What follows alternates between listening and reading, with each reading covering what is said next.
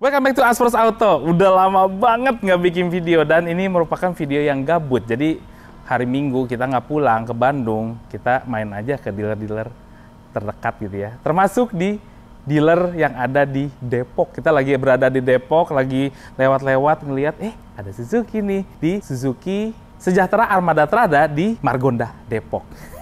Nah, ini di sebelah saya sudah ada yang namanya Suzuki R3. Yang namanya R3 itu sudah ada dari tahun 2012 dan dia bermainnya di segmen LMPV, yaitu Low Multi Purpose Van. Ya, dia setara dengan Avanza juga, setara dengan Expander, setara dengan Stargazer.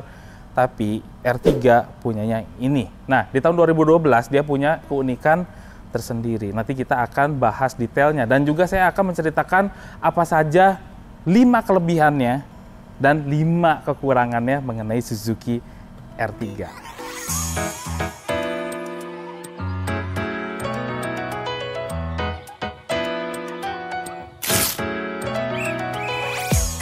Sebelum dilanjut, saya juga jadi pengen tahu sebetulnya harga Suzuki R3 sekarang itu berapakah? Nanti kita akan jalan-jalan bersama seseorang yang ada di sini. Jadi ya kita kan nggak mungkin ya di jalan sendiri di showroom gitu, ini berapa, nggak mungkin. Pasti ditemenin sama yang cantik atau kalau nggak yang cakep. Kebetulan sekarang kita lagi dapat yang cantik. Teteh sini teh. Kan kita lagi ditemenin sama yang cantik sekarang. Orang Depok bukan? Orang Bandung. Orang Bandung. Lah ketemunya di Depok kita. Nah, ini adalah Suzuki R3 ya Teh ya? Ya, hybrid betul. kan? Betul. Jadi sekarang yang hybrid itu cuma ada di tipe yang GX-nya. Dan sporty. Yang GL, GA itu nggak ada hybridnya. Belum Nih ada. kalau yang tipe hybrid ini berapa harganya? Cash ya? Kalau Cash. misalkan yang hybrid itu harganya cashnya ya Pak? Bentar dulu. Apa? Kenapa kamu nyontek-nyontek? Nggak, kasih tahu dulu nomor teleponnya Teteh berapa? 0812 Ya. 10119500. Jadi kalau lagi ada di Depok itu lewat sini dealernya, itu mampir aja, nanti hubungi ke Teh Andri Trisakti. Teh Andri, kayak cowok ya namanya ya. Teh Andri. Diulang lagi nomor teleponnya berapa? 0812 1011 9500. Oke. Nah, ini harganya berapa Teteh ya R3 yang ini? GX kan ini GX ya? Ya, tipe yang GX ini adalah tipe yang GX. Kalau untuk yang manualnya harganya 272.500. Kalau untuk yang otomatis harganya 283.500. Biasanya nih suka ada diskonnya. Diskon nanti ketemu aja langsung ya? Boleh, Gitu siap. kan? Pasti aku akan kasih harga yang terbaik. Pokoknya harga yang terbaik dan pasti yang paket yang terbaik juga. Oh gitu. DP-nya berapa? Kalau DP-nya ini kita lagi ada promo murah banget. DP-nya hanya cukup 7 juta saja. 7 juta? 7 juta. Udah boleh bawa pulang? Boleh. 7 juta aja udah bawa 7 juta pulang. saja sudah bisa nah, bawa sekarang mobil. kalau pengen nyicil? Boleh. Kalau misalkan nyicil dia angsurannya dia paling murah itu 4.232. 4.232 per bulan. Per bulannya. Berarti kalau per hari itu ya sekitar 150.000 lah ya, cukup lah ya. Iya dong. Bisa lah. Bisa dong harusnya. 150.000 masukin ke kotak amal dulu. Betul. Tapi tulisannya bawahnya R3 gitu ya. Masuk. Bisa dong. Pasti dong bisa. Iya, udah. Ada mobil apa lagi nih selain ini? Ada mobil itu ada SL7, ada juga Ignis, ada juga Espresso. Anterin ke sana. Boleh, kita Yuk. langsung ke dealer. Yuk. Ya. Kemana nih? Kita langsung ke unit SL7. Yang tipe Ini tipe yang tertinggi, ada Tipe yang tertinggi. tipe Alpha. berapa harganya? 292.700. 292.700 yang tipe Matic-nya. Iya, tipe paling yang tertinggi. tinggi. Paling tinggi paling yang termewahnya. Oke, kalau misalnya pengen itu cash kan, masih ada diskon lah, bisa lah, Pasti. tapi kalau telepon ya. Iya. Terus kalau pengen DP-nya berapa tuh? DP-nya 12 juta aja. Hmm. Dan kalau misalkan mau angsurannya itu 4.369. 4.300. Kita Yang boleh itu kali ada ya? espresso. Langsung kita ke Menarik. espresso. Boleh? Ini adalah espresso Ya. yang unit dari Suzuki yang irit banget bahan bakarnya dan mungil. Harganya berubah nggak? Harganya sedikit berubah, tapi sekarang sudah barangnya sudah ready ya kan? Sudah ready. Sudah ready barangnya. Jaminan. Sudah jaminan. Oke, kalau cashnya berapa? Kalau cashnya itu harganya yang untuk yang manualnya 168.300 dan untuk yang AGS? otomatiknya 178.300. 178.300. Kalau DP-nya berapa? Ini pasti murah nih. Kalau DP-nya 20 juta, tapi angsurannya murah. Oh Cuman gitu, dibalikin. Ya, 2.508.000 aja. Segitu? Iya, kayak motor kan? Iya. Iya, makanya bisa langsung ambil espressonya. Next lagi apa lagi? Ada juga lagi adanya namanya S-Cross. S-Cross, oke. Ya, S-Cross ini kita lagi ada promo diskon yang luar biasa. Ini S-Cross? Ya, ini tipe S-Cross, tipe yang termewahnya. Dan kalau misalkan ini kita juga barangnya ready juga untuk S-Cross-nya. Cashnya berapa? Cashnya 340-400, tapi ada diskonnya luar biasa. Terus kalau misalnya kalau pengen DP berapa? Kalau untuk DP-nya ini dia varian ya. Kalau misalkan ini dia bisa sampai DP-nya hanya cuma 20 juta aja. Sama dong kayak espresso. Sama aja 20 juta. Bisa, tapi dapatnya kelasnya jauh di yang atas. mewah, karena kan diskonnya lagi promo spektakuler. Oh, oke. DP-nya 20 juta. Cicilan berapa? Sekitar 8 jutaan. 8 jutaan. 8 jutaan. Oh, satu lagi nih. Ignis. Nah, ini kalau dia. yang ini ada namanya juga ceria sekali ya. Ignis. Ini adalah tipe yang Ignis juga, dia adalah 1200 cc. Bahan bakarnya juga irit banget kan. Jadi kalau misalkan mau ini juga kita barangnya ready juga loh. Oke. Cashnya berapa? Harga cashnya OTR itu harga 217.500. Diskon ya. nanti tanyain lagi. Boleh. Gampang udah Teh Andri mah. Terus ini kalau pengen DP berapa Teh? DP-nya 12 juta. 12 juta? Ya. Oke, cicilan tadi berapa? 4.400-an. 4.400.000. Ya oke lah. Pokoknya kalau ada di wilayah Depok, hubungi aja langsung Teh Andri. Atau mau di daerah Jakarta juga boleh lah. Boleh kan? Boleh. Boleh. Kita Andri melayani untuk pembelian Jabodetabek. Jadi silakan hubungi Andri Trisakti di nomor 0812 10 11 9500. Di PT Sejahtera Armada Trada Indomobil Group. Instagramnya dong. Boleh. Andri.Trisakti Suzuki Depok. Udah ya, lengkap ya. Lengkap. Sekarang boleh nggak ke atas lagi? Boleh, hayu. Yuk. Yuk.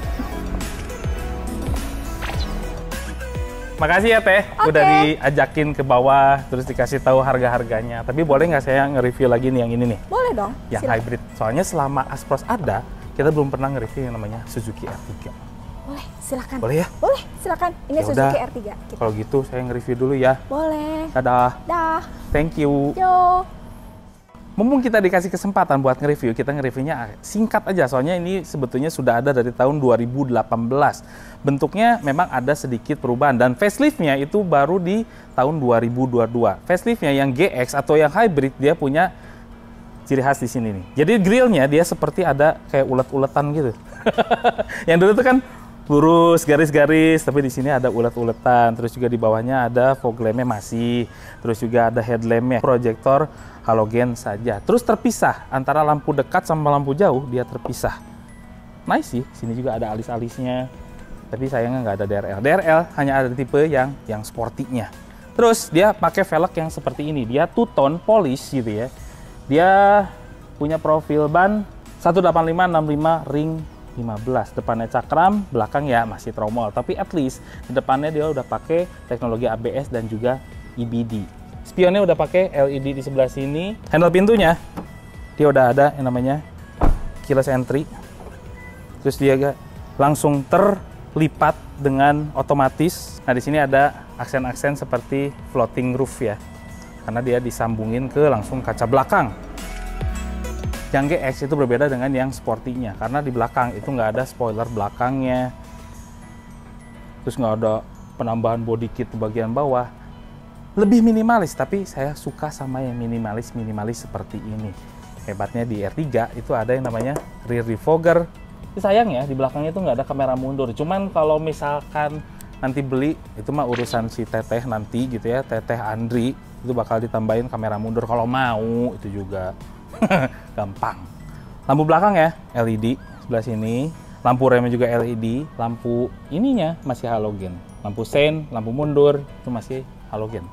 Terus kalau misalnya kondisi terkunci, kita kantongin aja si kuncinya, kita bisa buka bagasinya. Cuman uniknya, ini yang bisa dibuka bagasinya, cuman pintu samping terkunci, jadi aman. Bagasinya lumayan. Jadi kalau bawa koper-koper medium itu bisa langsung di sini dengan kondisi ini yang paling rebah, sandarannya yang row ketiga. Ada juga di bawahnya nih, gede. Kita bisa nyimpan koleksi sepatu Gucci gitu ya. Lumayan gede lagi. Kalau masih kurang space bagasi, ya dia bisa terlipat dengan rata rem. Oke, kita masuk. Row kesatunya Suzuki R3 tuh gampang, mudah untuk kita sukai karena dia punya desain yang minimalis. Udah push start stop engine, terus juga dashboardnya keras-keras semua di bagian atasnya. Cuman dia enak dilihat. Ada di mana kalanya dashboard itu terlihat minimalis, cuman membosankan. Tapi kalau R3 masih oke karena di sini sudah ada wood panel ya, walaupun memang ya wood panelan. Cuman at least dia enak dilihat, lebih gelap daripada versi yang sebelum faceliftnya. Dan ini wood panel itu nyambung dari sini ke trim pintu sampai ke sini, sebagian kiri dan kanan. Keren. Infotainment ya 7 inci aja, dia sudah Android Auto, Apple CarPlay, cuman sistemnya adalah mirroring ya, bukan yang sesuatu yang hebat lah si infotainmentnya. Kisi AC-nya juga nyambung-nyambung nih desainnya ke sini, keren. Jadi kelihatan kayak minimalis banget. Sebelah sini juga ada, sebelah sini juga ada. Dan biasanya kan suka ditaruh cup holder yang ada di sini buat ngedinginin. Tapi di R3 dia berada di sini. Nih di sini bisa jadiin kulkas nih, dingin. Nggak ada wireless charging, cuman dia disediain yang namanya 2 power outlet nih sama USB aux-nya sebelah sini. Kisi-kisi AC-nya sekarang udah modelnya digital, cuma masih puter-puteran. Ini yang saya suka justru, puter-puteran. Tapi di sininya juga lengkap informasinya. Modenya sudah ke front defogger juga ada, sampai ke bagian kaki juga ada. Tapi solid-solid loh bahan-bahannya loh. Walaupun ini keras-keras semua, ini bahannya solid semua. Setirnya juga oke. Ada lapisan wood panelnya untuk tipe GX. Terus juga ada cet-cetan, ada cruise controlnya juga di sebelah sini. Ada bluetoothnya, teleponi juga ada. Belum teleskopik juga. Kuat-kuat nih. Tuh, panel-panel tuh nggak goyang di bagian tengahnya. Solid. Tas. Kacanya cuma ada di sini, sayang sekali. Yang supir malah nggak ada. Supir juga pengen kelihatan cakep dong. Nggak ada mode night and day juga nih. Cuman ya sudahlah, ini masih bisa lah. Nah, tempat nyimpen. Ini nggak soft opening juga. Cup holder 2. Di pintu ada bottle holder dan juga beberapa barang di belakangnya. R3 yang hybrid yang baru itu nggak hanya push start stop button, itu juga ada yang namanya traction control, juga automatic off engine. Ini kan biasanya hybrid ya, hybrid itu kalau lagi macet-macet mesinnya mati sendiri. Jadi kalau nggak pengen mesinnya mati sendiri kayak gitu-gitu, itu bisa di offin aja, jadi tetap nyala terus, yang membuat konsumsi BBM jadi boros gitu. Itu kan tujuannya hybrid, mild hybrid di R3 tuh kayak gitu. Jadi kerjaannya juga saya suka. Luas, headroom oke. Di depan kita ada yang namanya double blowernya, jadi kalau masih kepanasan kita bisa nyalain. Gampang. Ada gundukan dikit tapi di bagian tengah cuma masih oke. Duduk di tengah juga oke, masih lega. Dan ini sudah isofix juga. Ada armrest. Nih, lumayan. Jadi tingginya tuh pas. Yang sini sama yang di bagian kanan atau di bagian pintu itu pas posisinya. Gimana rebahnya? Oh, dia nggak full, cuma segini. Tapi ya ini masih sangat-sangat relax sekali. Terus semaju apa?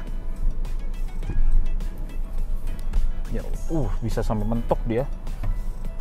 Oke lah. Nah, segini dia. Kunci. Nih, masih ada 1 jari. Saking majunya. Di row ketiga bahagia sekali. Gimana caranya kalau ke row ketiga? Kita pakainya yang seidealnya row kedua ya, sekitar segini lah. Berapakah luas di belakang atau di row ketiga? R3 dari dulu punya tradisi bahwa kalau pintu bagian row keduanya dia lebih panjang daripada row yang ke satunya. Makanya untuk akses ke belakang dia menjadi lebih mudah dibandingkan yang lain. Iya. Nih simple, 1 di atas, kita langsung dorong aja.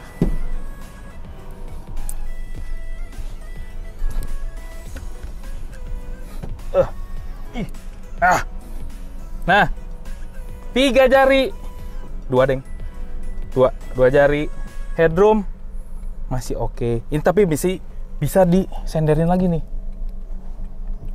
Oh nggak bisa. Pengen paling tegak sih gimana ya? Nah ini paling tegak.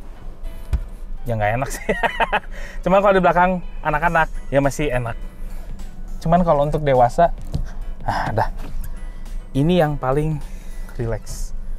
Headroom, ya 2 jari sih.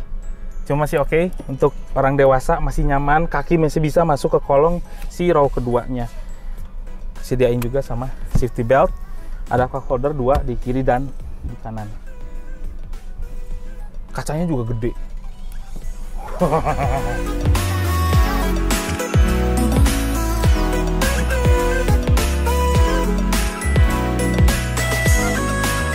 Yang namanya Suzuki R3 dari dulu diciptakan itu untuk kenyamanan. Yes, dari yang pertama-tama tahun 2012 itu muncul, itu suspensinya tuh dibuat nyaman. Cuman memang prioritasnya bukan untuk speeding, ya, nggak buat speedingan, tapi dibuat kenyamanan penumpangnya. Racikan suspensinya untuk R3 yang baru ini, yang depannya tuh lebih empuk daripada yang belakang. Ya mungkin di belakang itu diciptakan agak keras karena untuk penumpang yang banyak. Nah, jadi kalau kita lagi berdua atau bertiga kayak gini, itu masih oke lah. Cuma kalau lagi sendiri, itu kerasa di belakang tuh lebih keras.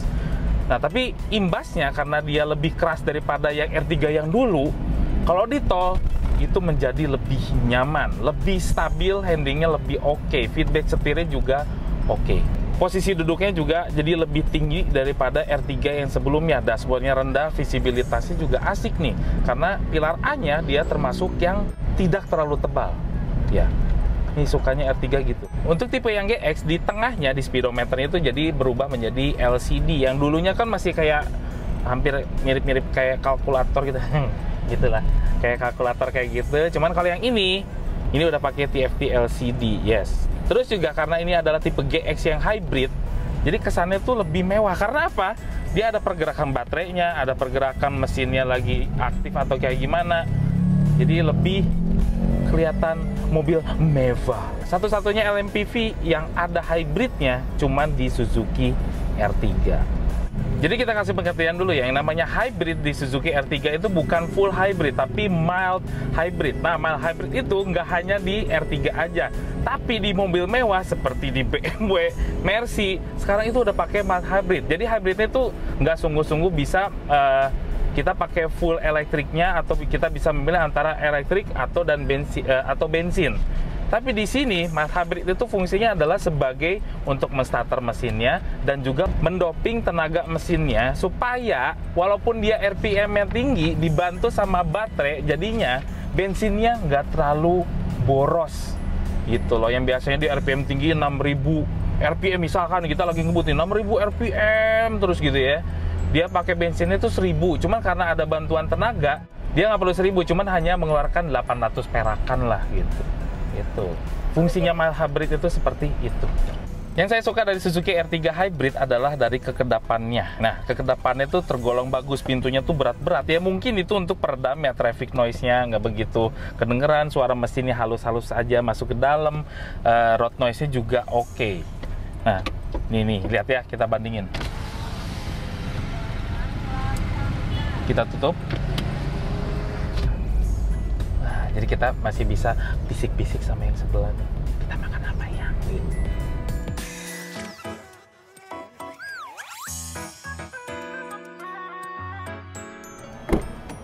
Udah test drive.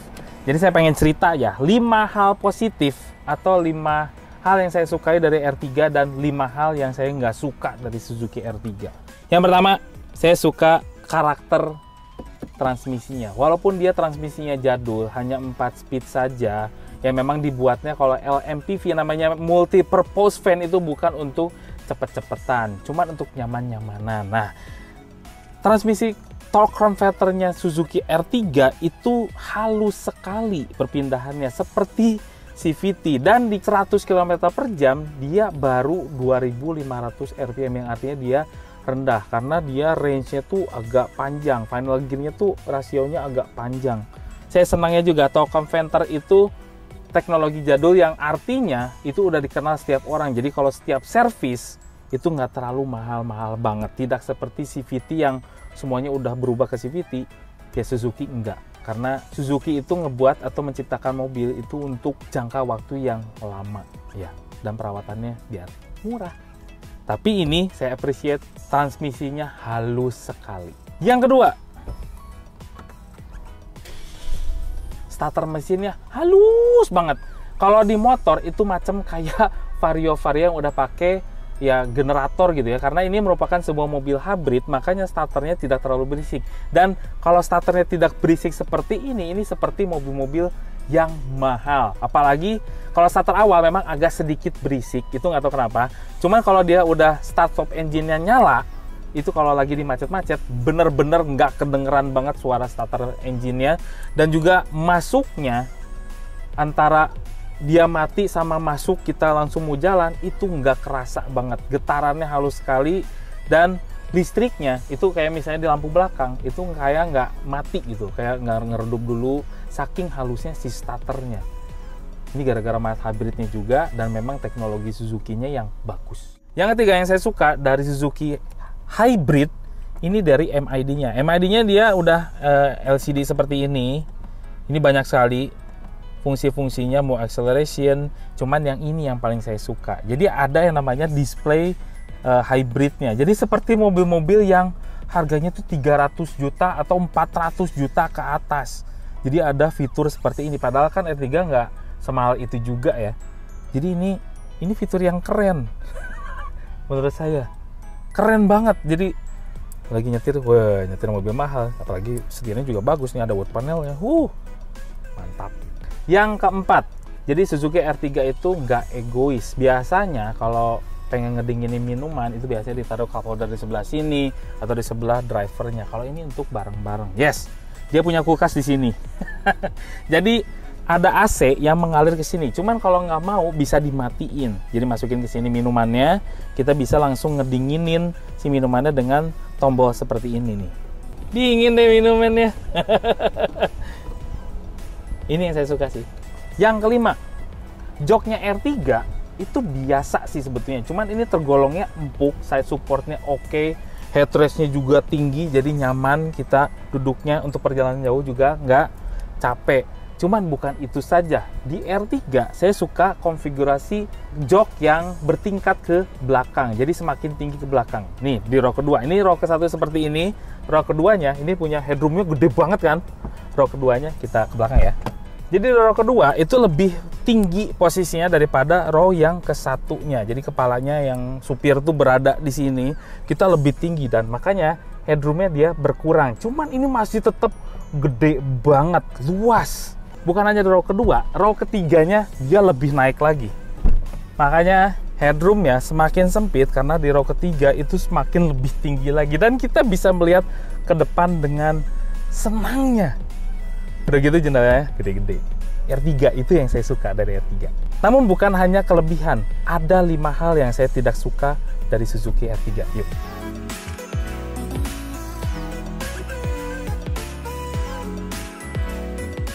Yang pertama yang saya nggak suka adalah semburan AC-nya sebetulnya nggak ada masalah, bagus-bagus aja. Cuman posisi semburan AC yang di sebelah sini nih, sebelah kiri dari setirnya, itu mau diposisikan ke atas, mau ke bawah, ke samping, kiri, kanan, itu pasti kena muka terus. Itu yang membuat saya selalu pusing kalau pakai R3. Makanya kalau pakai R3 itu saya sumbet di sini. Disumbet aja di sini. Jadi biar nggak ada semburan AC yang mengarah ke kepala kita. Dan ini parahnya nggak bisa dibuka tutup AC-nya. Itu yang nggak suka. Yang kedua yang mungkin jadi agak sedikit kurang ya. Ini walaupun sudah lengkap, ada ABS, EBD, hill hold control, cuman memang masih ada adaptive cruise control, itu kan fitur kenyamanan ya. Tapi keamanan masih kurang. Di sini nggak ada fitur-fitur yang active sense atau kayak gitu-gitu, itu nggak ada di sini. Terus airbagnya cuman dual, ya itu kekurangan dari R3. Jadi keamanannya masih kurang. Yang ketiga, ini infotainmentnya sudah makin bagus, lebih bagus daripada yang sebelum facelift, sudah lebih gede lagi dan lumayan seamless di sebelah sini. Yang dulu kan agak ngedelep ya masuk ke dalam si displaynya, cuman ini lebih maju. Cuman ini miskin fitur juga karena di sini walaupun dia sudah Apple CarPlay, Android ready, cuman dia harus pakai aplikasi lagi dan aplikasinya itu bukan yang pure head unitnya itu Android Auto atau Apple CarPlay. Dia cuman sebuah mirroring aja. Dan juga speakernya biasa aja. Yang keempat yang saya nggak suka, sederhana itu bagus, cuman nggak gitu-gitu amat. Sebuah kamera 360 yang biasanya di LMPV itu udah ada kamera mundur, ini nggak ada kamera mundur sama sekali. Walaupun ya nanti kalau misalnya beli itu ada, cuman yang tadinya ada di tahun 2022 itu ada, tahun 2023 malah dilepas. Aku bingung. Walaupun di sini ada 2 sensor parkir, ya at least kamera mundur. Yang kelima kekurangannya R3. Tentu depannya oke, bagus, LMPV yang keren, terus juga di rebadge oleh berbagai merek gitu ya. Cuman ya ini kan tahun 2023 ya, lampu depannya ganti pakai LED gitu ya. Ini walaupun udah proyektor, dia masih pakai halogen. Gelap. Nih, satu ini terus juga terpisah. Terus kalau misalnya pengen dimodif-modif, ini karena terpisah jadi double gitu biayanya. Ya, tapi ya kasih dong yang LED gitu. Udah 2023 sayang. Iya. Padahal setahu saya di S-Cross dia punya proyektor LED yang terang. Tapi di R3 sayangnya masih pakai halogen. Jadi Suzuki R3 menurut saya adalah mobil yang pas-pasan ya. Jadi memang Suzuki itu ahli banget merancang atau menciptakan mobil yang dia berada di middle gitu ya. Cuman ada yang sedikit menonjol. Kenyamanannya dia agak lebih, cuman yang lain itu middle. Tapi middle-nya itu antara bisa dikomplain dan tidak bisa dikomplain. Makanya saya beli, ada di rumah. Saya juga ngeliat yang Suzuki lainnya juga begitu juga. Oh ya, yang lagi di wilayah Depok, pengen beli mobil Suzuki, hubungi aja sama Teh Andri ya. Tadi nomornya udah disebutin ya, pokoknya disebutin lagi teman-teman.